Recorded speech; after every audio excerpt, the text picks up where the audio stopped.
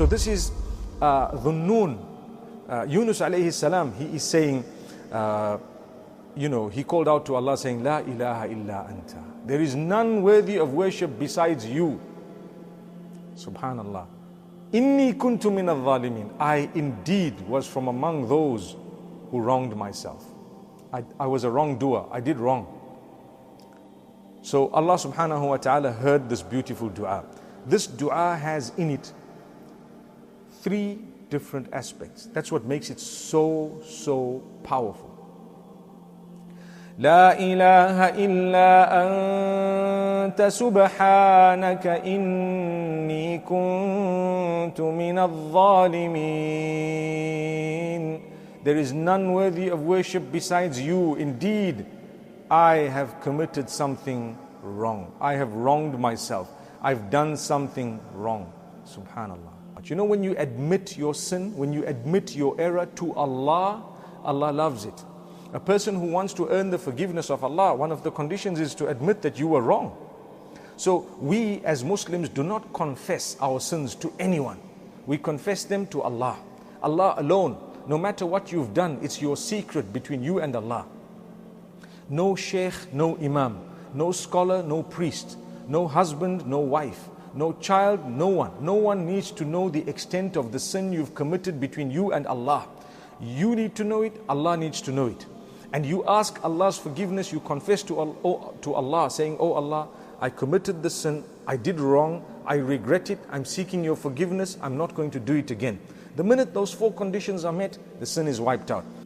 What's the power of the dua? Let's look at the 3 different angles of it. The first is declaring that Allah is the Lord. He is the owner. He is the only one worthy of worship. No one else is going to help me. This is my Lord. I worship Him alone. He is the only one worthy of worship. You know, if we take a look at the translation of La ilaha illallah in the English language, all of us would say, there is no one worthy of worship besides Allah. If you think about what you've said, you realize that that means you will only render acts of worship to Allah, because no one besides Allah is worthy of being worshipped.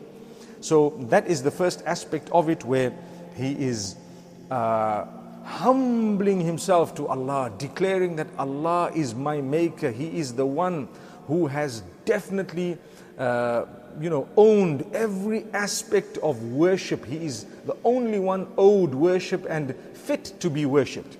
Then he says, Subhanak. So he started off by saying, La ilaha illa anta. None worthy of worship besides you. Subhanaka. Subhanaka is the glorification of Allah. Glory be to you. So he's actually now declaring the greatness of Allah. He's saying none worthy of worship besides you, and the word Subhanaka is actually worshipping Him.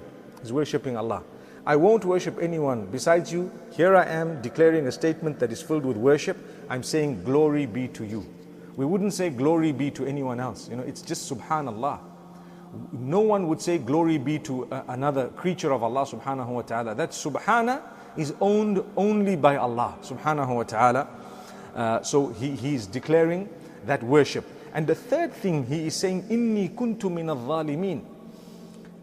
I am now admitting my sin. I was wrong. Oh Allah, I'm wrong. So these are the 3 things. One is he's declaring Allah alone to be worshipped. 2 is he's then worshipping Allah alone. And 3 is he's saying, I was wrong. I did something that I'm not supposed to be doing.